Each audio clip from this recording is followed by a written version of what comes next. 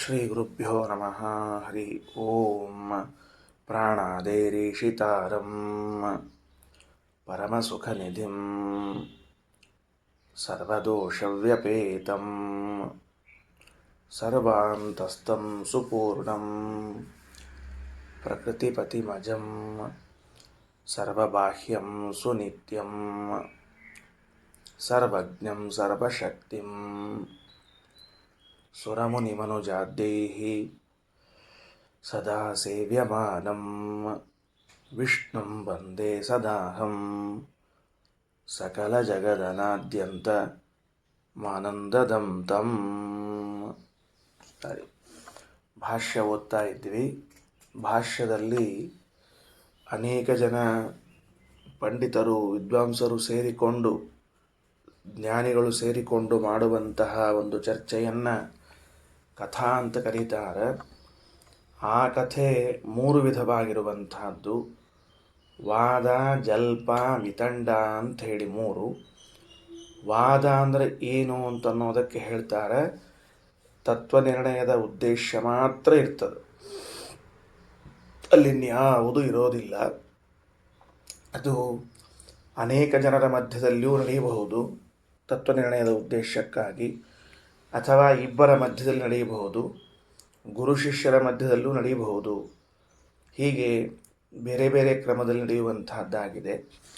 ಜೊತೆಗೆ ಮತ್ತೊಂದು ನಿಯಮ ಏನು ಅಂತಂದರೆ, ಆ ತತ್ವನಿರ್ಣಯ ಅಂತನ್ನುವುದು ಒಬ್ಬರಿಂದ ಇನ್ನೊಬ್ಬರಿಗೆ ಉಂಟಾದರೆ ಆ ತತ್ವನಿರ್ಣಯ ಮಾಡಿಕೊಂಡವರು ಹೇಳಿದವರಿಗೆ ಶಿಷ್ಯರಾಗಬೇಕು.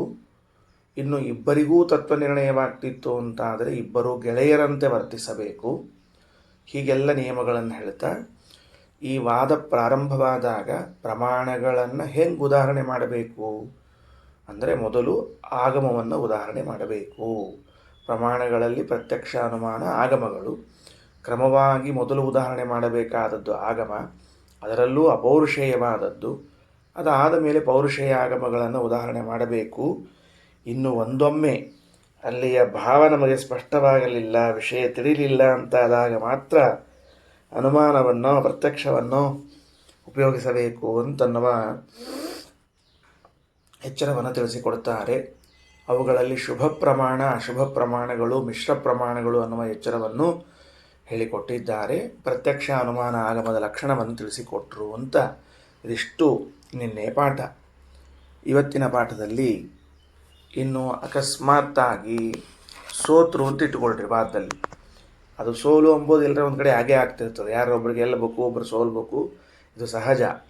ಇದೇನು ಕ್ರಿಕೆಟ್ ಮ್ಯಾಚ್ ಅಲ್ಲ ಟೈ ಆಗಲಿಕ್ಕೆ, ಏನು ಟೆಸ್ಟು ಅಲ್ಲ, ಒನ್ ಡೇನೂ ಅಲ್ಲ, ಟೈ ಮಾಡಿಬಿಡ್ತೀವಿ ಅನ್ನಲಿಕ್ಕೆ. ಒಬ್ಬರಿಗೆ ವಿಜಯ, ಒಬ್ಬರಿಗೆ ಪರಾಜಯ ಎಂಬುದು ಇದ್ದೇ ಇರ್ತದೆ. ಆಗ ಹೆಂಗೆ ನಡ್ಕೊಳ್ಳೋದು ಅಂತ ತಿಳಿದುಕೊಂಡು ಹೇಳ್ತಾ ಇದ್ದಾರೆ.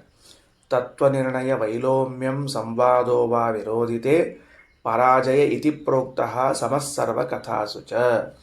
ಎಲ್ಲ ರೀತಿಯ ಕಥೆಗಳಲ್ಲಿ, ವಾದ, ಜಲ್ಪ, ವಿತಂಡ ಅನ್ನುವ ಮೂರೂ ತರಹದ ಕಥೆಗಳಲ್ಲಿ ಪರಾಜಯ ಎಂಬುದು ಸಮಾನವಾಗಿರುವಂತಹದ್ದು. ಒಂದು ಕಡೆಗೆ ಮಾತ್ರ ಪರಾಜಯ ಇರ್ತದೆ, ಉಳಿದ ಕಡೆಗೆ ಪರಾಜಯ ಇರುವುದಿಲ್ಲ ಅಂತ ಅರ್ಥ ಮಾಡಿಕೊಳ್ಬಾರದು. ಪರಾಜಯ ಸರ್ವಕಥಾಸು ಚ ಸಮಃ. ಪರಾಜಯ ಅಂತ ಅನ್ನೋದು ಎಲ್ಲ ಕಥೆಗಳಲ್ಲಿ ಸಮಾನವಾದದ್ದು. ಅದು ಪರಾಜಯ ಆಯಿತು ಅಂತ ಹೆಂಗೆ ಗುರುತಿಸೋದು ನಾವು? ಗೊತ್ತಾಗಬೇಕಲ್ಲ ನಮಗೆ. ಯಾರೂ ಕೂಡ ನಾನು ಸೋತಿದ್ದೇನೆ ಅಂತ ಒಪ್ಪಿಕೊಳ್ಳಿಕ್ಕೆ ತಯಾರಿರೋದಿಲ್ಲ. ವಾದ ಬಿಡ್ರಿ, ಸಂವಾದ ಮಾಡ್ತಾ ಇದ್ರೆ ಒಪ್ಪಿಕೊಳ್ಳಿಕ್ಕೆ ತಯಾರಿರಂಗಿಲ್ಲ. ಮಾತಿನೊಳಗೆ ಒಂದ್ಸಲ ಹಿಂದಾದ್ರೆ ನಾ ಯಾಕೆ ಸೋತೀನಿ ಅನ್ಬೇಕ್ರಿ, ನಾ ಅನ್ನಂಗೆ ಇಲ್ಲ ನಾನು ಅಂತ ತಿಳ್ಕೊಂಡು ಕೂತಿರ್ತಾನ. ಅದು ಸೋಲು ಅಂತನ್ನುವುದು ಯಾರೂ ಅಪ್ಪಿಕೊಳ್ಳದೆ ಇರುವಂತಹ ಒಂದು ಕೂಸದು, ಮುದ್ದಾದ ಕೂಸು. ಯಾರೂ ಎತ್ಕೊಳ್ಳಂಗಿಲ್ಲ ಅದನ್ನು, ಯಾರೂ ಮುದ್ದು ಮಾಡಂಗಿಲ್ಲ ಅದನ್ನು. ಪ್ರಾಯಶಃ ಭಾಳ ಚಂದದ ಕಾಣಿಸ್ತಾ ಕೂಸದು. ಅದಕ್ಕೆ ಅದನ್ನು ಅಪ್ಕೊಂಡು ಮುದ್ದು ಮಾಡಿ ತೊಗೊಳ್ಳೋರು ಯಾರಿಲ್ಲ, ಎಲ್ಲರೂ ಗೆಲ್ಲು ಅನ್ನೋ ಕೂಸಿನೇ ಎತ್ಕೋತಿರ್ತಾರೆ. ಹಂಗಾರೆ ಅದನ್ನು ಪರಾಜಯ ಅಂತ ಅದನ್ನು ಗುರ್ತಿಸೋದು ಹೆಂಗೆ ಅಂತ ಕೇಳಿದರೆ, ತತ್ವನಿರ್ಣಯ ವೈಲೋಮ್ಯಂ ಸಂವಾದೋ ವಾ ವಿರೋಧಿತೆ. ಏನು ಅಂದರೆ, ತತ್ವನಿರ್ಣಯಕ್ಕೆ ವಿರುದ್ಧವಾಗಿ ಮಾತುಗಳನ್ನು ಆಡಲಿಕ್ಕೆ ಪ್ರಾರಂಭ ಮಾಡಿದರೆ, ವಿರುದ್ಧವಾಗಿ ನಡೆದುಕೊಳ್ಳಲಿಕ್ಕೆ ಪ್ರಾರಂಭ ಮಾಡಿದರೆ ಆಗ ಅವನು ಪರಾಜಿತನಾದ ಅಂತ ನಿರ್ಧಾರ ಮಾಡಬೇಕು. ಇಷ್ಟು ಬರೆದು ಇಟ್ಕೊಳ್ರಿ. ಮೂರೂ ವಾದಗಳಲ್ಲಿ ಬರೆದಿಟ್ಕೊಳ್ರಿ. ಮೂರೂ ಕಥೆಗಳಲ್ಲಿ ಪರಾಜಯವೆಂದರೆ, ಮೂರೂ ಕಥೆಗಳಲ್ಲೂ ಪರಾಜಯವು ಇರುವುದು. ಪರಾಜಯವೆಂದರೆ ತತ್ವನಿರ್ಣಯಕ್ಕೆ ವಿರುದ್ಧವಾದ ಅಥವಾ ಆಚರಣೆ ವಾದದಲ್ಲಿ ಪರಾಜಯವೆನಿಸಿಕೊಳ್ತದೆ. ಒಂದು ಜಲ್ಪ ವಿತಂಡಗಳಲ್ಲಿ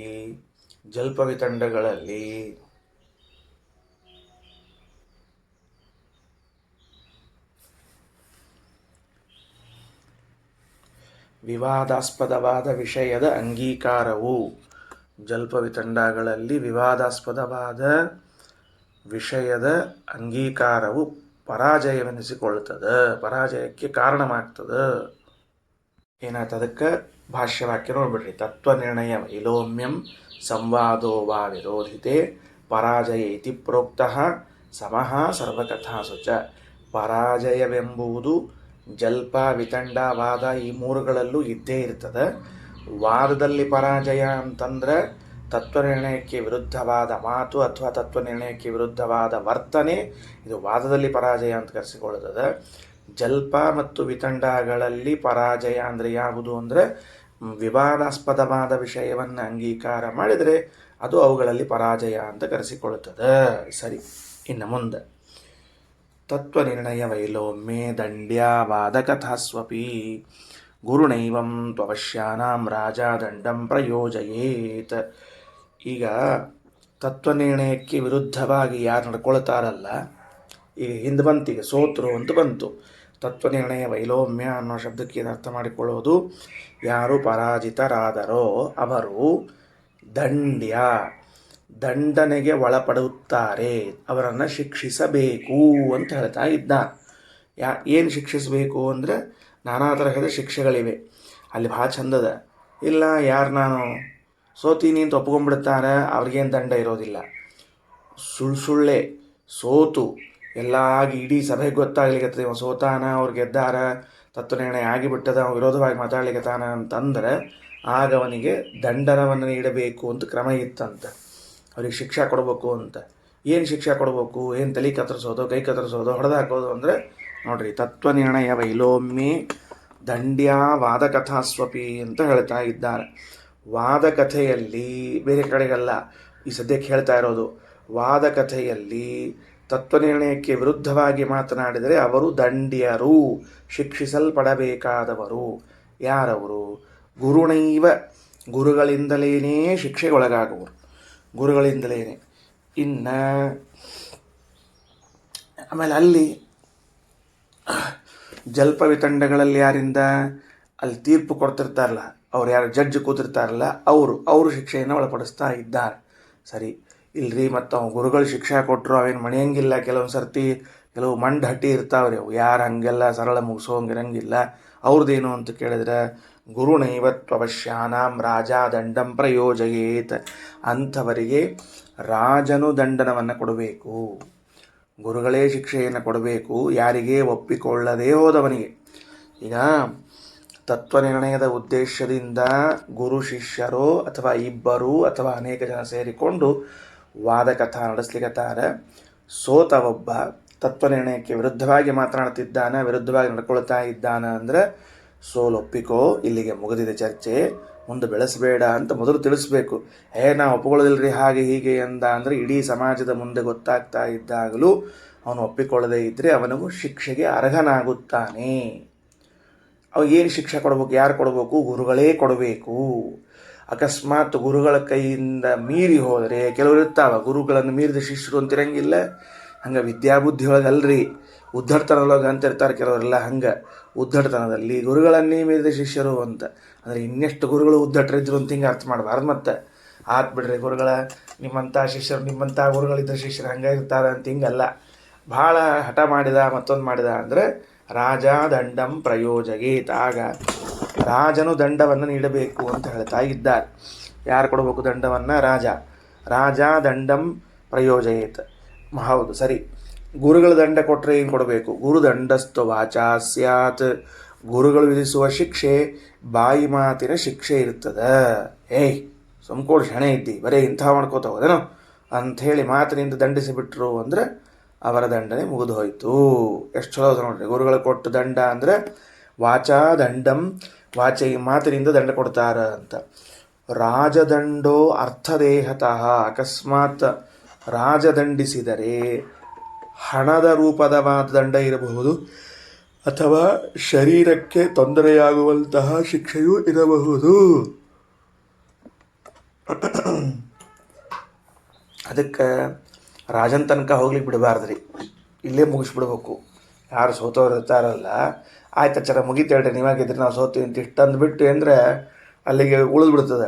ಅವ ರಾಜನ ತನಕ ಹೋತು ಅಂತಂದರೆ ಅವಂಗೆ ಏನು ಹಾಕ್ತಾರೆ, ಟ್ಯಾಕ್ಸ್ ಹಾಕ್ತಾರೆ. ಅವಂಗೆ ಇಷ್ಟು ದುಡ್ಡು ಕೊಡಬೇಕು ಅಂತ ಹೇಳ್ತಾರೆ, ಇಲ್ಲ ಮತ್ತು ಇಷ್ಟು ಚಾಡಿ ಏಟು ಅಂತ ಹಾಕ್ತಾರೆ, ಇನ್ನೇನೋ ವ್ಯವಸ್ಥೆಯನ್ನು ಮಾಡ್ತಿರ್ತಾರೆ. ಅದರಿಂದ ನೋಡಿಕೊಂಡಿರಬೇಕು ಅಂತ ಎಚ್ಚರ ಕೊಡ್ತಾರೆ.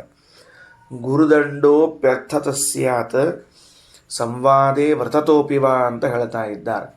ಶಿಷ್ಯ ಒಪ್ಪಿಕೊಂಡ್ರೆ ಗುರುಗಳು ಅರ್ಥದ ದಂಡವನ್ನು ಹಾಕಬಹುದಂತ, ಬರೀ ಬಾಯಿ ಮಾತಿನಿಂದ ಅಂತಲ್ಲ. ಕೆಲವರು ಭಾರಿ ಶ್ರೀಮಂತರಿರ್ತಾರೆ ಶಿಷ್ಯರು, ಅಂಥವ್ರು ವಾದ ಮಾಡ್ತಿರ್ತಾರೆ, ಮಾಡೋ ಕಾಲಕ್ಕೆ ಸೋತಿರ್ತಾರೆ, ಬರೀ ಬಾಯಿ ಮಾತಿನಿಂದ ಶಿಕ್ಷೆ ಹಾಕದೇನೆ ಅವರಿಗೆ ಅರ್ಥದಂಡವನ್ನು ಹಾಕ್ಲಿಕ್ಕೆ ಬರ್ತದೆ. ನೋಡು ಇಷ್ಟು ದಂಡ ಕಟ್ಟಿ ಮುಗಿತು ನಿಂದೆಲ್ಲ ಅಂತ ತಿಳ್ಕೊಂಡು ಹೇಳಿದರೆ ಅಷ್ಟು ದಂಡವನ್ನು ಕಟ್ಟಿಸಿಯೂ ಅವ್ರಿಗೇನು ಮಾಡ್ಲಿಕ್ಕೆ ಬರ್ತದೆ, ಪರಾಜಿತನಾದ ಅಂತ ಹೇಳಿ ಬಿಡ್ಲಿಕ್ಕೆ ಬರ್ತದೆ. ಹೀಗೆಲ್ಲ ಇದ್ದ ಕಾಲರಿ ಇದು. ಈಗೆಲ್ಲ ಇದು ಗೊತ್ತೇ ಇರೋದಿಲ್ಲ ನಮ್ಗೆ. ಇವೆಲ್ಲ ಹಿಂಗೆ ವಾದ್ರು ಸೋತ್ರ ಹಿಂಗೆ ದಂಡ ಕಟ್ಟೋದು ಶಿಕ್ಷೆ ಕೊಡೋದೆಲ್ಲ ಕಲ್ಪನೆ ಇರೋದಿಲ್ಲ ಈಗೆಲ್ಲ. ಸರಿ, ಮುಂದೆ ರಾಜದಂಡ ಗುರುದಂಡೋ ಪ್ಯರ್ಥತಸ್ಯಾತ್ ಸಂವಾದೇ ವೃತತೋಪಿವ ರಾಜದಂಡೋ ಬಲಾಚ್ಯಸ್ಯ ವೃತತೋಪಿವ ಅಂತ ಹೇಳ್ಯಾರ. ಇನ್ನೊಂದೇನು ಅಂದರೆ ಸೋತ ಮೇಲೆ ಉದ್ದಟತನ ಮಾಡಿದರೆ ಅದಕ್ಕೆ ಪ್ರಾಯಶ್ಚಿತ್ತ ರೂಪವಾಗಿ ವ್ರತಗಳನ್ನು ಮಾಡಿಸ್ಬೋದಂತ ಅವನ ಕಡೆಯಿಂದ. ನೋಡು ಸೋತಿ ಒಂದೆರಡು ಏಕಾದಶಿ ಚೆಂದಾಗಿ ಮಾಡು ಉಪವಾಸನ ಅಂತೇಳಿ ಬಂತು ನೋಡಿ, ನಾಳೆ ಎರಡು ಏಕಾದಶಿ ಹೆಂಗೆ ಅವನ ಕಡೆಯಿಂದ ಒಂದೆರಡು ಉಪವಾಸ ಮಾಡಿಸಿದ್ವಿ ಅಂದರೆ ಅಲ್ಲ, ಅಂದರೆ ಅರ್ಥದಿಂದ ವ್ರತದಿಂದ ಅಥವಾ ಬಾಯಿ ಮಾತಿನಿಂದ ಗುರುಗಳು ಶಿಕ್ಷಿಸಬಹುದು.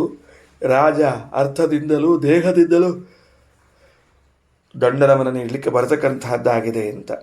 ಇನ್ನು ರಾಜದಂಡೋ ಬಲಾಚ್ಯ ಸ್ಯಾತ್,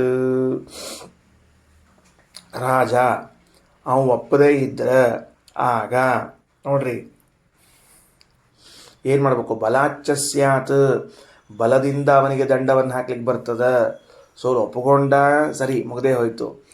ಇಲ್ಲಿ ಹಿಂಗದ ಇಲ್ರಿ ನಾ ಸೋತೀನ್ರಿ ಆಯ್ತು ಬಿಡ್ರಿ ಅಂತ ಅಂದ ಅಂದ್ರೆ ಒಪ್ಕೊಂಡ್ಬಿಟ್ಟ ಅಂದ್ರೆ ಮುಗಿಸ್ಬಿಡ್ತಾರೆ ರೀ. ಯಾವುದು ಮುಂದೆ ಬೆಳಲಿಕ್ಕೆ ಹೋಗಲ್ಲ ದೀರ್ಘಕ್ಕೆ. ಉದ್ದಡತನ ಮಾಡ್ಕೋತ ಕೂತಿದ್ದ ಅಂದ್ರೆ ಅವನಿಗೆ ಇದೆಲ್ಲ ಶಿಕ್ಷಾದಿಗಳು ಪ್ರಾರಂಭ ಆಗ್ತಾವೆ. ಇಷ್ಟಾದರೂ ಸಹಿತ ಅವೇನು ಒಪ್ಕೊಳ್ಳಿಲ್ಲ ಅಂತ ಇಟ್ಕೊಳ್ರಿ, ನಾ ಏನು ಒಪ್ಕೊಳ್ಳಂಗಿಲ್ರಿ ಅಂತ ಅಂದ ಅಂದ್ರೆ ಅಂಥವನಿಗೆ ರಾಜ ಬಲಾತ್ಕಾರದಿಂದ ಸೈನಿಕರಿಗೆ ಹೇಳಿ 4 ಮಂದಿಗೆ ಹಿಡಿದು ಅವನ ಕೈ ಕಾಲು ಎತ್ತಿ ಕಟ್ಟಿ ಒಗಿರ್ಲಿ ಅವನ್ನ ಅಂತ ಹೇಳ್ತಾನೆ ದಂಡ ಕೊಡ್ಲಿಕ್ಕೆ ಬರ್ತದೆ. ಜ್ಞಾನದ ಕ್ಷೇತ್ರದೊಳಗೆ ಹೆಂಗೆ ವ್ಯವಸ್ಥೆ ಇತ್ತು ಅಂತ ನೋಡಿದ್ರೆ ಆಶ್ಚರ್ಯ ಅನ್ನಿಸ್ತದೆ ಈ ಮಾತುಗಳನ್ನು ಕೇಳಿದಾಗ. ಆಯಿತು, ರಾಜದಂಡೋ ಬಲಾಚ್ಯ ಸ್ಯಾತ್, ಎಷ್ಟು ಶಿಕ್ಷಾ ಕೊಡಬೇಕು, ದೋಷಸ್ಯ ಗುರುಲಾಘವಾತ್, ಅದು ಅವ ಎಷ್ಟು ತಪ್ಪು ಮಾಡ್ಯಾನ ಅಷ್ಟ ನೋಡ್ಕೊಂಡು ಕೊಡ್ಬೇಕ್ರಿ. ಹಂಗೆ ತಪ್ಪು ಮಾಡ್ಯಾನ ಅಂತ ತಿಳ್ಕೊಂಡು ಜಾಸ್ತಿ ಕೊಡೋಣ, ಒಟ್ಟು ಕೊಡದೇ ಇರೋಣ, ಹೀಗೆಲ್ಲ ಮಾಡ್ಲಿಕ್ಕೆ ಬರೋಂಗಿಲ್ಲ. ಗುರುಲಾಘವಾತ್ ಅಂದರೆ ಅವನ ತಪ್ಪು ಭಾಳ ಆಗಿದ್ರೆ ಭಾಳು, ಕಡಿಮೆ ಆಗಿದ್ರೆ ಕಡಿಮೆ ಶಿಕ್ಷೆಯನ್ನು ಕೊಡಬೇಕು ಅಂತ ಹೇಳ್ಯಾರ.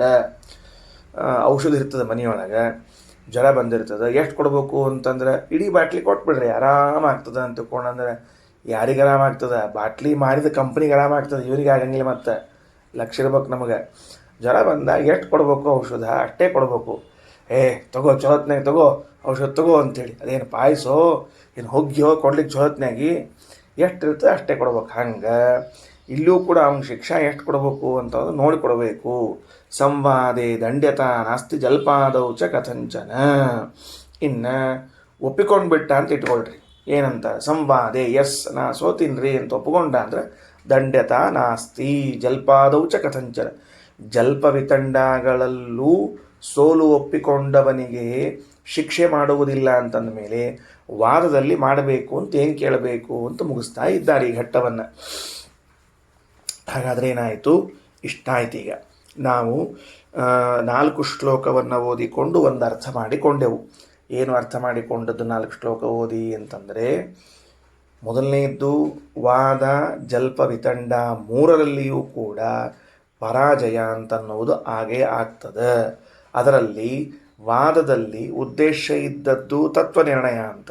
ತತ್ವನಿರ್ಣಯಕ್ಕಾಗಿ ವಾದ ಮಾಡ್ತಾ ಇರುವಾಗ, ಅಂದರೆ ಗುರು ಶಿಷ್ಯರ ಮಧ್ಯದಲ್ಲೋ ಇಬ್ಬರ ಮಧ್ಯದಲ್ಲಿಯೋ ಅನೇಕ ಜನ ವಿದ್ವಾಂಸರು ನಡೀತಾ ಇರುವಾಗ ಒಂದು ಪಕ್ಷ ಗೆದ್ದು ಇನ್ನೊಂದು ಪಕ್ಷ ಸೋತಾಗ ಅವರಿಗೆ ಸೋತದ್ದನ್ನು ಗುರುತಿಸೋದು ಹೆಂಗೆ, ಸೋತಾಗ ಏನು ಮಾಡಬೇಕು ಅನ್ನೋದನ್ನು ಹೇಳಿಗತ್ತಾರೆ. ತತ್ವನಿರ್ಣಯಕ್ಕೆ ವಿರುದ್ಧವಾಗಿ ಅವರು ಮಾತುಗಳನ್ನು ಆಡ್ತಾ ವರ್ತನೆಯನ್ನು ಮಾಡ್ತಾ ಇದ್ದರು ಅಂದರೆ ಅವರಿಗೆ ಪರಾಜಯ ಉಂಟಾಗಿದೆ ಅಂತ ತಿಳಿಬೇಕು. ಜಲ್ಪ ವಿತಂಡಗಳಲ್ಲಿ ವಿವಾದಾಸ್ಪದವಾದ ವಿಷಯವನ್ನು ಒಪ್ಪಿಕೊಂಡು ಬಿಟ್ಟರು ಅಂದರೆ ಅವರು ಪರಾಜಿತರಾಗಿದ್ದಾರೆ ಅಂತ ತಿಳಿಯಬೇಕು. ಆಗ ಇನ್ನು ಮೊದಲನೆಯದು ವಾದ, ತತ್ವನಿರ್ಣಯಕ್ಕೆ ವಿರುದ್ಧವಾಗಿ ಮಾತು ನಡತೆಗಳಿದ್ದಾಗ ಅವರು ಸೋತ ಮೇಲೆ ಸೋಲು ಒಪ್ಪಿಕೊಳ್ಳದೆ ಹೋದ ಪ್ರಸಂಗದಲ್ಲಿ ಶಿಕ್ಷೆಯನ್ನು ನೀಡಬೇಕು. ಸೋಲು ಒಪ್ಪಿಕೊಂಡಾಗ ಜಲ್ಪ ವಿತಂಡಗಳಲ್ಲೇ ಶಿಕ್ಷೆ ಕೊಡಬಾರದು ಅಂತಿದ್ರೆ ಈ ವಾದದಲ್ಲಿ ಕೊಡಬೇಕು ಅಂತೇನದ. ಆಮೇಲೆ ಮೂರೂ ಕಥೆಗಳಲ್ಲೂ ಯಾರು ಸೋಲನ್ನು ಅಂಗೀಕಾರ ಮಾಡ್ತಾರೋ ಅವರಿಗೆ ಯಾವ ಶಿಕ್ಷೆಗಳೂ ಇಲ್ಲ. ಅಂಗೀಕಾರ ಮಾಡದೆ ಹೋದರೆ ಗುರು ಶಿಷ್ಯರ ಮಧ್ಯದಲ್ಲಿ ಸಂವಾದ ಆಗಿ ಶಿಷ್ಯ ಗುರುಗಳ ಮಾತನ್ನು ನಾನು ಒಪ್ಪೋದಿಲ್ಲ ಆಚಾರ್ಯರೇ ಅಂತ ಕೂತ್ಕೊಂಡ್ರೆ ಆಗ ಗುರುಗಳು ಶಿಕ್ಷೆಯನ್ನು ಕೊಡ್ಲಿಕ್ಕೆ ಬರ್ತದೆ. ಹೆಂಗೆ ಕೊಡಬೇಕು? ಮಾತಿನಿಂದ, ಅರ್ಥದಿಂದ, ವೃತದಿಂದ, ಮೂರು ರೀತಿಯಿಂದ ಗುರುಗಳು ಶಿಕ್ಷೆಯನ್ನು ಕೊಡಬಹುದು. ತಪ್ಪು ಮಾಡ್ಲಿಕ್ಕೆ ಒಂದು ಕೆಲಸ ಮಾಡು, ನೀನು ಇದು ವೃತ ಮಾಡಿ ಪ್ರಾಯಶ್ಚಿತ್ತ ಮಾಡಿಕೋ, ಇಷ್ಟು ಹಣವನ್ನು ಕಟ್ಟು ರಾಜಸ್ಥಾನಕ್ಕೆ, ಇಲ್ಲ ಬಾಯಿಯಿಂದ ಅವನಿಗೆ ಬೈಯುವುದು, ಇದನ್ನು ಮಾಡಬಹುದು. ಆ ಗುರುಗಳಿಗೂ ಕಂಟ್ರೋಲ್ ಬಾರದೇ ಇರುವಂತಹ ಕೆಲವು ಮಹಾನುಭಾವ ಶಿಷ್ಯರಿರ್ತಾರೆ. ಹೌದು, ಎಷ್ಟು ಮಹಾನುಭಾವರಿರ್ತಾರೆ ಅಂದರೆ ಗುರುಗಳನ್ನೇ ಉಲ್ಟಾ ಡಬ್ಬ ಹಾಕ್ತಿರ್ತಾರೆ ಅವರು. ಅಂಥ ಶಿಷ್ಯರೇನಾದರೂ ಇದ್ದರೆ ಅವರಿಗೆ ರಾಜ ಶಿಕ್ಷೆ ಕೊಡಬೇಕು. ಹೆಂಗೆ? ಅವರ ಆಸ್ತಿಗಳನ್ನು, ಹೊಲ ಮನೆಗಳನ್ನು ಮುಟ್ಟುಗೋಲು ಹಾಕ್ಕೊಂಡು ಅಥವಾ ಅವನಿಗೆ ಏಟುಗಳನ್ನು ಕೊಟ್ಟು ವಂದಿಸಿ ಇಟ್ಟು ಇತ್ಯಾದಿಗಳನ್ನು ಮಾಡುವ ಮೂಲಕವಾಗಿ ಅವನಿಗೆ ಶಿಕ್ಷೆಯನ್ನು ಕೊಡಬೇಕು. ಇದು ಯಾವಾಗ? ಅವನು ದುರ್ವರ್ತನೆಯನ್ನು ಮಾಡಿದ ಪ್ರಸಂಗದಲ್ಲಿ. ದುರ್ವರ್ತನೆಯನ್ನು ಮಾಡಲಿಲ್ಲ ಅಂತಾದಾಗ ಇದೆಲ್ಲವೂ ಕೇವಲ ತತ್ವಜ್ಞಾನಕ್ಕಾಗಿ ಮಾಡಿದ್ರಿಂದ ಸಮಾಧಾನಕರವಾಗಿ ಮುಕ್ತಾಯವಾಗ್ತದೆ. ಇಷ್ಟು ನಾವಿವತ್ತು ಓದಿದ್ದು. ಇನ್ನು ಮುಂದೆ ತತ್ವವಿಪ್ಲವಕರ್ತಾರಂ ಸಂಸತ್ಸು ಚ ಪರಾಜಿತಂ. ಕೆಲವರು ಮಹಾದುಷ್ಟರಿರ್ತಾರೆ. ಮಹಾದುಷ್ಟರು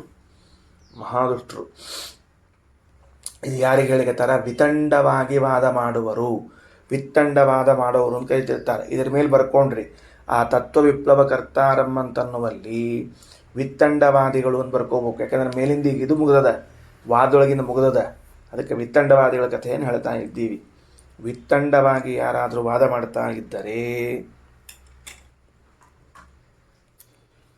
ತತ್ವ ವಿಪ್ಲವಕರ್ತಾರಂ ಸಂಸತ್ಸು ಚ ಪರಾಜಿತಂ.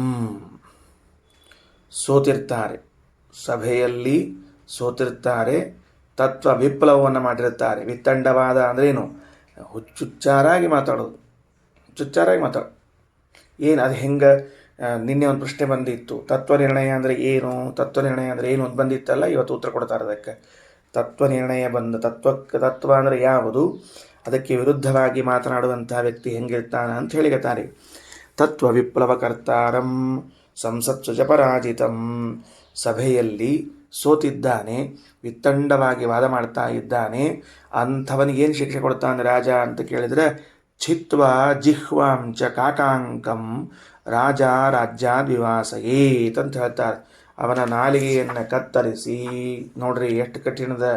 ತತ್ವ ವಿಪ್ಲವ ಮಾಡಿದರೆ ಅವನ ನಾಲಿಗೆಯನ್ನು ಕತ್ತರಿಸಿಬಿಟ್ಟು ಅವನ ದೇಹದ ಮೇಲೆ ಕಾಗೆಯ ಚಿಹ್ನೆಯನ್ನು ಮಾಡಿ ಅವನನ್ನು ರಾಜ್ಯದಿಂದ ಹೊರಹಾಕಬೇಕು ಅಂತ ಹೇಳ್ತಾ ಇದ್ದಾರೆ. ಓ, ಯಾಕೋ ಇದು ಹಿಂಸಾರೂಪಕ್ಕೆ ತೊಗೊಂಡಿತ್ತು. ಮೇಲೆ ಹೊಂಟಿತ್ತು, ಚರ್ಚಾವಾದ ಅಂತ ಹೊಂಟಿತ್ತು. ಇದು ಯಾಕೋ ಹಿಂಸಾರೂಪಕ್ಕೆ ತೊಗೊಂಡಿತ್ತು. ನಮಗೇನು ಮಾಡಬೇಕು? ಜಿಹ್ವಾಚ್ಛೇದನವನ್ನು ಮಾಡಿ ಅವನ ದೇಹದ ಮೇಲೆ ಕಾಗೆ ಚಿಹ್ನೆಯನ್ನು ಹಾಕಿಸಿ ರಾಜ್ಯಾದ್ವಿವಾಸಯಿತ, ರಾಜ್ಯದಿಂದ ಹೊರಗೆ ಹಾಕಬೇಕು. ಇದು ಯಾವ ತರಹದ ಕಥೆಯಲ್ಲಿ? ವಿತ್ತಂಡದಲ್ಲಿ ಅಂತ ಹೇಳಿದ್ದು. ವಾದ ಮತ್ತು ಕಥೆಗಳಲ್ಲ, ವಾದ ಮತ್ತು ಜಲ್ಪಗಳಲ್ಲ, ವಿತ್ತಂಡಗಳಲ್ಲಿ ಹೇಳ್ತಾ ಇದ್ದಾರೆ ಮುಂದೆ. ಹೌದು, ಈ ತತ್ವ ವಿಪ್ಲವ ಅಂದರೆ ಏನು? ಎಲ್ಲ ಗದ್ದಲಕ್ಕೆ ಹಿಡಿಸ್ಬಿಡೋದು ಅಂತ. ತತ್ವ ವಿಪ್ಲವ ಅಂದರೆ ಇದು ಎಲ್ಲ ಗದ್ದಲಕ್ಕೆ ಹಿಡಿಸ್ಬಿಡೋದು ಅಂತ. ನಿರ್ಣಯಕ್ಕೆ ವಿರುದ್ಧ ಆಗೋದು. ಏನು ನಿರ್ಣಯಕ್ಕೆ ವಿರುದ್ಧ ಆಗೋದು ಅಂದರೆ ಅನ್ಯ ಸಾಮ್ಯಂ ಅಭೇದೋ ವಾ ನೀಚತಾ ವಾ ಕುತಶ್ಚನ ವಿಷ್ಣೋ ಶ್ರೀಪೂರ್ವಕಾಣಾಂಚ ವ್ಯತ್ಯಾಸೋ ಗುಣದೋಷತಃ. ನೋಡ್ರಿ, ಇದಿಷ್ಟು ತತ್ವನಿರ್ಣಯಕ್ಕೆ ವಿರುದ್ಧ ಅಂತ ಕರೆಸಿಕೊಳ್ಳುತ್ತದೆ. ಯಾವುದದು? ವಿಷ್ಣು ಅನ್ಯಸಾಮ್ಯಂ, ವಿಷ್ಣೋ ಅನ್ಯಸಾಮ್ಯಂ, ಭಗವಂತನಿಗೆ ಉಳಿದ ದೇವತೆಗಳ ಜೊತೆಗೆ ಸಾಮ್ಯವನ್ನು ಹೇಳುವುದು. ಇದೇನು ಕರೆಸ್ಕೋತದ? ತತ್ವ ವಿಪ್ಲವ ಅಂತ ಕರೆಸಿಕೊಳ್ಳುತ್ತದೆ. ಅಂದರೆ ಏನು? ತತ್ವ ವಿಪ್ಲವ ಅಂದರೆ ಏನು ಅಂತ. ವಿಷ್ಣು ಸರ್ವೋತ್ತಮತ್ವ ಉಂಟು, ಸರ್ವೋತ್ತಮರಾಗಿದ್ದಾನೆ. ವಿಷ್ಣು ಸರ್ವೋತ್ತಮನಾಗಿದ್ದಾನೆ ಎಂಬ ವಿಷಯಕ್ಕೆ ವಿರುದ್ಧವಾಗಿ ಅನ್ಯಸಾಮ್ಯಂ ಏನು ಮಾಡೋದು? ಉಳಿದ ದೇವತೆಗಳಿಗೂ ವಿಷ್ಣುವಿಗೂ ಸಮಾನತೆ. ನೋಡ್ರಿ, ಬ್ರಹ್ಮನೂ ಅಷ್ಟೇ, ವಿಷ್ಣುನೂ ಅಷ್ಟೇ, ಶಿವನೂ ಅಷ್ಟೇ. ಯಾಕೆ ಸುಮ್ಮನೆ ಬಡದಾಡ್ತೀರಿ ನೀವು? 3 ಮಂದಿ ಸುಮ್ಮನೆ ಬಡದಾಡೋದು, ಗಂಟ್ಲು ಹರ್ಕೊಳ್ಳೋದು, ನಮ್ಮ ಜೈ ಅನ್ನೋದು ಯಾಕೆ ಮಾಡ್ತೀರಿ ಅಂತಂದರೆ ಇದು ಮೇಲ್ ನೋಡಲಿಕ್ಕೆ ಸಮತಾವಾದ ಭಾಳ ಚಂದದ ರೀ. ಎಲ್ಲರೂ ಸಮ ಅಂದ್ರೆ ಮುಗಿದು ಹೋತಲ್ರಿ, ಜಗಳ ಬರೋದಿಲ್ಲ ಅಂತ ತಿಳ್ಕೊಂಡು ಹೇಳಿ. ತತ್ವನಿರ್ಣಯದ ಕ್ಷೇತ್ರದಲ್ಲಿ ಇದು ಮಹಾ ಅಪರಾಧವೆನಿಸಿಕೊಳ್ಳುತ್ತದೆ. ಯಾಕೆ? ವಿಷ್ಣು ಸರ್ವೋತ್ತಮನಾಗಿರುವಾಗ ಅದನ್ನು ಬಿಟ್ಟು ಬ್ರಹ್ಮಾದಿ ದೇವತೆಗಳ ಜೊತೆಗೆ ಸಾಮ್ಯವನ್ನು ಹೇಳಿಬಿಟ್ರೆ ಇದು ತತ್ವ ವಿಪ್ಲವ ಅಂತ ಕರೀತದೆ. ಒಂದು ಅಭೇದೋ ವಾ, ಸಮ ಅಂತ ಅನ್ನೋದು ಚಲೋ ರೀ. ಇನ್ನು ಕೆಲವರು ಇರ್ತಾರ್ರಿ, ಇಬ್ಬರು ಒಂದರಿ, ಶಿವನೂ ಒಂದ ವಿಷ್ಣುನೂ ಒಂದರಿ. ಅವಂಗ ಮುಕ್ಕಣ್ಣ ರೀ, ಇವಂಗ ಎಕ್ಕಣ್ಣ ರೀ ಅಂತ. ಎಕ್ಕಣ್ಣ ಮುಕ್ಕಣ್ಣ, ಇನ್ನೊಬ್ಬ ತೆಂಕಣ್ಣ, ಮತ್ತೊಬ್ಬ ಮಂಕಣ್ಣ, ಎಲ್ಲರೂ ಒಂದ ಅಂತ ಹೇಳಿಬಿಟ್ರೆ ಎಂತಹ ತತ್ವ ವಿಪ್ಲವ ಇದು. ಎಂದೂ ಯಾವ ದೇವತೆಗಳ ಜೊತೆಗೆ ಭಗವಂತನಿಗೆ ಅಭೇದವನ್ನು ಹೇಳಲೇಬಾರದು. ಇದೊಂದು. ನೀಚತಾವ ಕುತಶ್ಚನ, ವಿಷ್ಣು ಶಿವನ್ಕಿಂತ ಸಣ್ಣವ, ಬ್ರಹ್ಮನ್ಕಿಂತ ಸಣ್ಣವ, ವಾಯುವಿನಕ್ಕಿಂತ ಸಣ್ಣವ, ಹಿಂಗೆ ಅಥವಾ ಮತ್ತು ಇನ್ನೊಬ್ಬರಕ್ಕಿಂತಲೂ ಚಿಕ್ಕವನು ಅಂತ ಹೇಳುವುದು ಕೂಡ ತತ್ವ ವಿಪ್ಲವ ಅಂತ ಕರೆಸಿಕೊಳ್ಳುತ್ತದೆ. ತತ್ವನಿರ್ಣಯಕ್ಕೆ ವಿರೋಧಿಯಾದದ್ದು ಎಂದು ಕರೆಸಿಕೊಳ್ಳುತ್ತದೆ.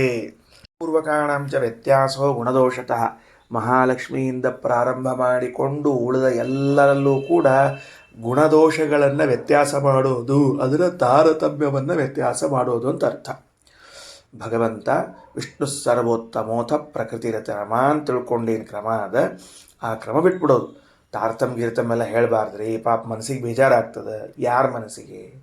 ಕೇಳೋರ ಮನಸ್ಸಿಗೋ ತಾರತಮ್ಯದಾಗ ಇದ್ದವ್ರ ಮನಸ್ಸಿಗೋ ಪ್ರಶ್ನೆ ಅದಲ್ಲ. ಮತ್ತು ನಾರಾಯಣ ದೊಡ್ಡವ, ಲಕ್ಷ್ಮೀ ಸಣ್ಣಕಿ, ಬ್ರಹ್ಮದೇವ್ರ ಸಣ್ಣವರು ಅಂದರೆ ಮನಸ್ಸಿಗೆ ಭಾಳ ನೋವು ಆಗ್ತದೆ. ಬ್ರಹ್ಮದೇವ್ರ ಮನಸ್ಸಿಗೆ ನೋವು ಆಗ್ತದೋ, ನಿನ್ನ ಮನಸ್ಸಿಗೆ ನೋವು ಆಗ್ತದೋ ಅದನ್ನು ಹೇಳಿ ಮೊದಲನೇದು. ಯಾಕಂದ್ರೆ ಮನಸ್ಸು ಇಬ್ಬರಿಗೂ ಅದ, ಲಕ್ಷ್ಮೀ ದೇವಿಗೂ ಅದ, ನಿನಗೂ ಅದ, ಪರಮಾತ್ಮಗೂ ಅದ, ನಿನಗೂ ಅದ. ಯಾರಿಗೆ ನೋವು ಆಗ್ತದೆ? ನಮ್ಮ ಮನಸ್ಸಿಗೆ ನೋವು ಆಗ್ತದೆ, ನಾವೇನು ಮಾಡ್ಲಿಕ್ಕೆ ಬರೋಂಗಿಲ್ಲ. ನಿನ್ನ ಮನಸ್ಸಿಗೆ ನೋವು ಆಗ್ತದೆ ಅಂತ ತಿಳ್ಕೊಂಡು ಹೇಳಿ ಶಾಸ್ತ್ರದಲ್ಲಿ ಇದ್ದದ್ದನ್ನು ಅಥವಾ ಅವರೇ ಒಪ್ಪಿಕೊಂಡದ್ದನ್ನು, ಯಾರು ರಮಾಬ್ರಹ್ಮಾದಿಗಳೇ ತಾರತಮ್ಯವನ್ನು ನೀನು ಒಪ್ಪಿಕೊಂಡಾರ, ಅದಕ್ಕೆ ವಿರುದ್ಧವಾಗಿ ನಡೆಯೋದು ಅಂದರೆ ಹೆಂಗಾಗ್ಲಿಕ್ಕೆ ಸಾಧ್ಯದಪ್ಪ? ಅದಕ್ಕೆ ಹೇಳಿಕ್ಕೆ ಬರೋದಿಲ್ಲ. ತತ್ವನಿರ್ಣಯ ತತ್ವ ವಿಪ್ಲವ ಅಂತ ಕರ್ಸ್ಕೋತದೆ ತಾರತಮ್ಯವನ್ನು ಹೇಳದೆ ಹೋದರೆ.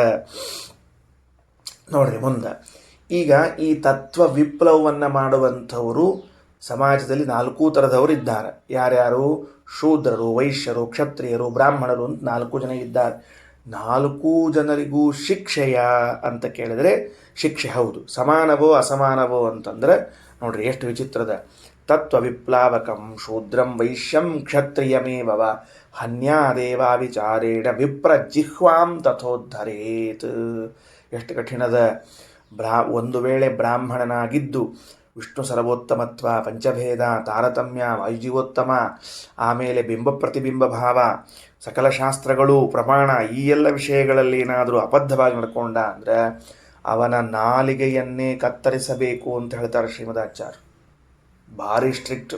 ಕತ್ತರಿಸಿಬಿಟ್ರೆ ಅವನ ನಾಲ್ಗಿನಂತ ಬೇಡ ನಮಗೆ ಅಂತ ತಿಳ್ಕೊಂಡು ಹೇಳಿ. ಇನ್ನು ಅವ ಕ್ಷತ್ರಿಯನಾಗಿದ್ದ, ಒಬ್ಬ ರಾಜ ಇನ್ನೊಬ್ಬ ಕ್ಷತ್ರಿಯನಿದ್ದಾನೆ, ತತ್ವ ವಿಪ್ಲವನ್ನುಂಟು ಮಾಡಿದ್ದಾನೆ ಅಂದರೆ ಅವನನ್ನು ಕೊಲ್ಲಲಿಕ್ಕೇನೇ ಅಧಿಕಾರ ಅದ.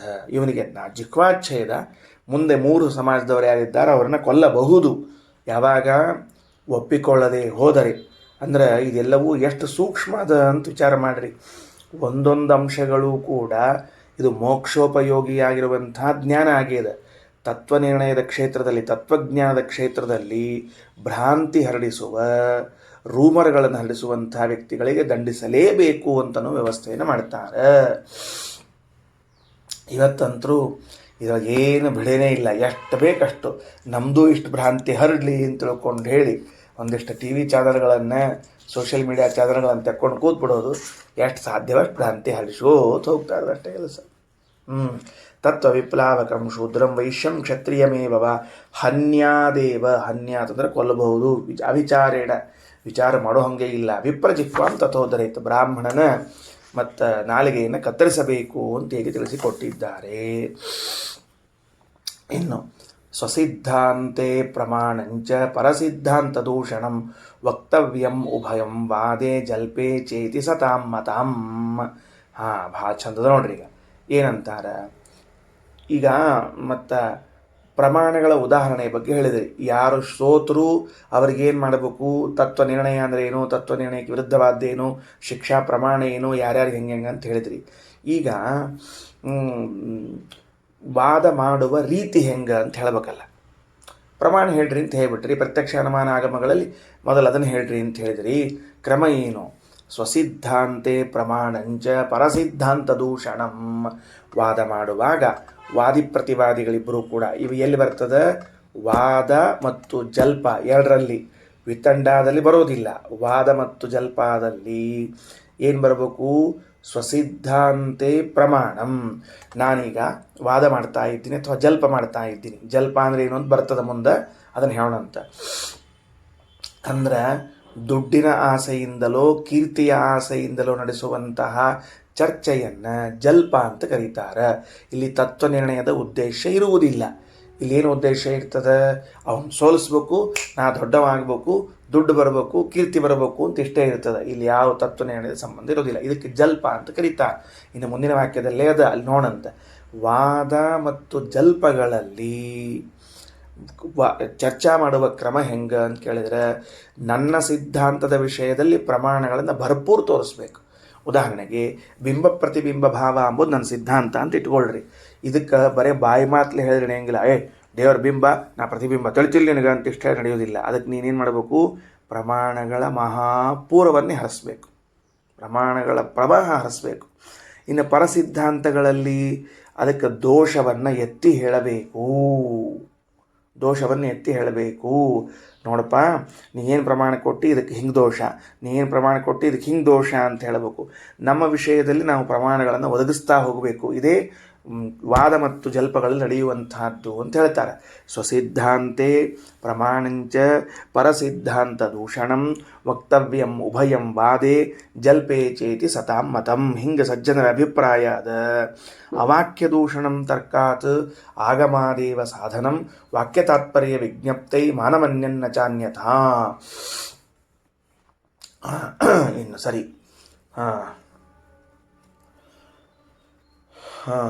ಇದು ಅವಾಕ್ಯ ದೂಷಣಂ. ವಾಕ್ಯ ದೂಷಣಂ ಅಂತನ್ನೋದನ್ನು ರಘುತ್ತಮ ಸ್ವಾಮಿಗಳವ್ರು ಹೆಂಗೆ ವ್ಯಾಖ್ಯಾನ ಮಾಡ್ತಾರೆ? ವಾಕ್ಯ ಭಿನ್ನಂ ಅವಾಕ್ಯಂ ಅಂತ ಕರೀತಾರೆ. ಅಂದರೆ ವಾಕ್ಯದಿಂದ ಭಿನ್ನವಾದದ್ಯಾವುದು? ತರ್ಕ, ಅನುಮಾನ. ಬರೆದಿಟ್ಕೊಳ್ರಿ. ಅವಾಕ್ಯ ದೂಷಣಂ ಅಂದರೆ ತರ್ಕದ ದೂಷಣವನ್ನು ಅಂತ ಅರ್ಥ. ತರ್ಕದ ದೂಷಣವನ್ನು ಅಂತ ಅರ್ಥ ಮಾಡಬೇಕು. ಅವ ಏನರ ತರ್ಕ ಹೇಳಿದ ಅಂದರೆ ಆಗ ಅದರ ದೂಷಣವನ್ನು ಮಾಡಬೇಕು.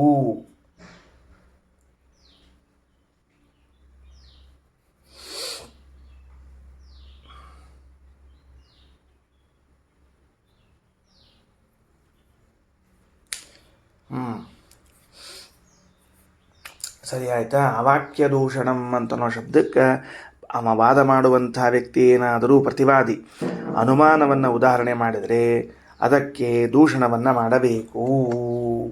ಇನ್ನು ತರ್ಕಾತ್ ಆಗಮಾದೇವ ಸಾಧನಂ. ಹೆಂಗೆ ದೂಷಣವನ್ನು ಮಾಡಬೇಕು? ತರ್ಕದಿಂದಲೇ ತರ್ಕದ ದೂಷಣೆಯನ್ನು ಮಾಡಬೇಕು. ಅವಾಕ್ಯ ದೂಷಣಂ ತರ್ಕಾತ್. ತರ್ಕಾತ್ ಅಂತ ನೋಡ್ರಿ, ಒಂದು ತರ್ಕ ಮಾಡಿದರೆ ಅದಕ್ಕೆ ಪ್ರತಿತರ್ಕವನ್ನು ಮಾಡಿ ಅದರಿಂದಲೇ ದೂಷಣವನ್ನು ಮಾಡಬೇಕು. ಹೊರತಾಗಿ ಅಲ್ಲಿ ವೇದವಾಕ್ಯಗಳಿಂದ ಅವನಿಗೆ ದೂಷಣವನ್ನು ಹೇಳಬಾರ್ದು. ಈಗ ನಾನು ಪರ್ವತೋ ವನ್ಹಿಮಾನ್ ಧೂಮಾತ್ ಅಂತ ತಿಳ್ಕೊಂಡು ಹೇಳಿದ್ದೇನೆ ಅಂತ ಇಟ್ಕೊಳ್ರಿ. ಇದು ಒಂದು ವೇಳೆ ತಪ್ಪಾಗಿದ್ದರೆ, ಇದು ತಪ್ಪಲ್ಲ, ತಪ್ಪಾಗಿದ್ದರೆ ದೂಷಣ ಮಾಡಲಿಕ್ಕೆ ಪುರಾಣ ವಾಕ್ಯವನ್ನು ಉದಾಹರಣೆ ಮಾಡಿ ಕೂತ್ಕೊಳ್ಬಾರ್ದು, ಭಾಗವತದೊಳಗೆ ಹಿಂಗೆ ಹೇಳಿದ ಅಂತಲ್ಲಿಕ್ಕೆ ಹೋಗಬಾರ್ದು. ನಾವು ಇನ್ನೊಂದು ಅನುಮಾನವನ್ನು ಮಾಡಿ ಅದರಲ್ಲಿ ದೋಷಣವನ್ನು ಹೇಳಬೇಕು. ಅವಾಕ್ಯ ದೂಷಣಂ ತರ್ಕಾತ್ ಆಗಮಾದೇವ ಸಾಧನಂ. ಇನ್ನು ಸ್ವಸಿದ್ಧಾಂತವನ್ನು ನಿರ್ಣಯ ಮಾಡಲಿಕ್ಕೆ ವೇದವನ್ನೇ ಹೇಳಬೇಕು. ಪರರು ಪ್ರತಿವಾದಿಯು ಪ್ರಯೋಗ ಮಾಡಿರುವಂತಹ ತರ್ಕದಿಂದಲೇ ನಿರಾಕರಣೆ ಮಾಡಬೇಕು. ಸಿದ್ಧಾಂತ ಸ್ಥಾಪನೆ ಮಾಡುವಾಗ ಆಗಮದಿಂದಲೇ. ಮತ್ತು ಹಂಗಾರೆ ತರ್ಕ ಉಪಯೋಗಿಸಲೇಬಾರ್ದು ಅಂತ ಆಗ್ಬಿಡ್ತಾರೆ ನಿಮ್ದೀಗ. ಒಬ್ಬ ತರ್ಕ ಉಪಯೋಗಿಸಿದ ಅಂದರೆ ಅದಕ್ಕೆ ದೂಷಣೆ ಹೇಳಬೇಕು, ಮತ್ತು ನಮ್ಮ ಸಿದ್ಧಾಂತ ಆದರೆ ವೇದ ಹೇಳಬೇಕು ಅಂದರೆ ಇನ್ನು ಹಂಗಾರೆ ಮತ್ತು ನಾನು ತರ್ಕವನ್ನು ಉಪಯೋಗಿಸ್ಬೇಕೋ ಬೇಡ ಅಂದರೆ ವಾಕ್ಯ ತಾತ್ಪರ್ಯ ವಿಜ್ಞಪ್ತಿ ನಮ್ಮನ್ಯನ್ನ ಚಾನ್ಯಥಾ. ವಾಕ್ಯ ತಾತ್ಪರ್ಯ ವಿಜ್ಞಪ್ತಿ, ವಾಕ್ಯದ ತಾತ್ಪರ್ಯವನ್ನು ತಿಳಿಸುವುದಕ್ಕಾಗಿ ಮಾತ್ರ ಯುಕ್ತಿಯನ್ನು, ತರ್ಕವನ್ನು, ಅನುಮಾನವನ್ನು ಪ್ರಯೋಗ ಮಾಡಬೇಕೇ ಹೊರತಾಗಿ ಇನ್ಯಾವ ಕಾರಣಕ್ಕೂ ಅಲ್ಲ ಅಂತ ತಿಳಿಸಿಕೊಟ್ಟಿದ್ದಾರೆ. ಸರಿ, ಎರಡು ಶ್ಲೋಕಗಳಲ್ಲಿ ಏನು ಓದಿದ್ವಿ? ಶಬ್ದಾರ್ಥ ನೋಡಿಕೊಳ್ಳ್ರಿ. ಸ್ವಸಿದ್ಧಾಂತೆ ಪ್ರಮಾಣಂ ಪರಸಿದ್ಧಾಂತ ದೂಷಣಂ. ನನ್ನ ಸಿದ್ಧಾಂತವನ್ನು ಸ್ಥಾಪನೆ ಮಾಡುವಾಗ ಪ್ರಮಾಣವನ್ನು ಉದಾಹರಣೆ ಮಾಡಬೇಕು, ಪರಸಿದ್ಧಾಂತಗಳಲ್ಲಿನ ದೂಷಣವನ್ನು ಹೇಳಬೇಕು. ಇವು ಎರಡೂ ವಾದ ಮತ್ತು ಜಲ್ಪಗಳಲ್ಲಿ ಸರಿಯಾದ ಅಂಶ. ತರ್ಕದಿಂದ ಅವನೇನಾದರೂ ತರ್ಕವನ್ನು ಹೇಳಿದರೆ, ಅಂದರೆ ಅನುಮಾನವನ್ನು ಅಥವಾ ಯುಕ್ತಿಯನ್ನು ಹೇಳಿದರೆ ಅದಕ್ಕೆ ತರ್ಕದಿಂದಲೇ ದೂಷಣವನ್ನು ಮಾಡಬೇಕು. ಆಗಮದಿಂದ ವಿಷಯವನ್ನು ಸಾಧನೆ ಮಾಡಬೇಕು. ಮತ್ತು ಹಂಗಾರೆ ಆಗಮದಿಂದಲೇ ಸಾಧನೆ ಮಾಡುವುದಾದರೆ ಮತ್ತು ತರ್ಕ ಯಾವಾಗ ಪ್ರಯೋಗ ಮಾಡಬೇಕು ನಾವು ಅಂದರೆ ವಾಕ್ಯ ತಾತ್ಪರ್ಯ ವಿಜ್ಞಪ್ತಿ, ವಾಕ್ಯದ ಸರಿಯಾದ ಅರ್ಥ ಏನು ಅಂತ ತಿಳಿದುಕೊಳ್ಳುವುದಕ್ಕಾಗಿ ಮಾಡಬೇಕು, ಬೇರೆ ಇನ್ಯಾವ ಕಾರಣಕ್ಕೂ ಅಲ್ಲ ಅಂತ ಆಯಿತು. ಹಂಗಾರೆ ಏನಾಯ್ತು? ಈಗ ನಾನು ವಾದ ಮಾಡ್ತಾ ಇದ್ದೇನೆ, ಪ್ರತಿವಾದಿ ಇದ್ದಾರೆ, ವಾದಿ ಪ್ರತಿವಾದಿಗಳಿದ್ದಾಗ ನಾನೊಂದು ವೇದ ಉದಾಹರಣೆ ಮಾಡಿದೆ. ವೇದ ಉದಾಹರಣೆ ಮಾಡಿದಾಗ ಎದುರಿಗಿದ್ದವನಿಗೆ ವಿಷಯ ತಿಳಿಲಿಲ್ಲ. ನಾನು ವೇದ ಉದಾಹರಣೆ ಮಾಡಿದಾಗ ಅವನಿಗೆ ತಿಳಿದೇ ಹೋದಾಗ ಏನು ಮಾಡಬೇಕು ಇವಾಗ ಅಂದರೆ ಯುಕ್ತಿಯನ್ನು ಪ್ರಯೋಗ ಮಾಡಬೇಕು. ಯುಕ್ತಿಯನ್ನು ಪ್ರಯೋಗ ಮಾಡಿ ಉದಾಹರಿಸಿದ ವೇದದ ಅರ್ಥವನ್ನು ಅವನಿಗೆ ನಿರ್ಣಯ ಮಾಡಿಕೊಡಬೇಕು. ಅವನು ಅದಕ್ಕೆ ಪ್ರತಿಯಾಗಿ ತರ್ಕವನ್ನು ಮಾಡಿದರೆ ನಾವು ಒಂದು ತರ್ಕವನ್ನು ಮಾಡಿ ಅದರಲ್ಲಿನ ದೂಷಣವನ್ನು ಹೇಳಬೇಕೇ ಹೊರತಾಗಿ ಮತ್ತೊಂದು ವೇದ ಪ್ರಮಾಣವನ್ನು, ಪುರಾಣ ಪ್ರಮಾಣವನ್ನು ಕೊಡಬಾರದು. ವಾದ ಮತ್ತು ಜಲ್ಪಗಳಲ್ಲಿ ಹೀಗೆ ನಡೀತಾ ಇರುವಾಗ ನನ್ನ ಸಿದ್ಧಾಂತ ಸ್ಥಾಪನೆಯನ್ನು ಮಾಡಲಿಕ್ಕೆ ಬೇಕಾದಷ್ಟು ಪ್ರಮಾಣವನ್ನು, ಪ್ರತ್ಯಕ್ಷ ಅನುಮಾನ ಆಗಮಗಳನ್ನು ಇಟ್ಟುಕೊಂಡಿರಬೇಕು. ಪರಸಿದ್ಧಾಂತವನ್ನು ದೂಷಣ ಮಾಡುವುದಕ್ಕೆ ಸಮರ್ಥನಾಗಿರಬೇಕು. ಇಂಥವನು ಮಾತ್ರ ವಾದ ಮತ್ತು ಜಲ್ಪಗಳನ್ನು ನಡೆಸಬೇಕು ಎಂದು ತಿಳಿಸಿದ್ದಾರೆ. ಶ್ರೀಕೃಷ್ಣಾರ್ಪಣಮಸ್ತು.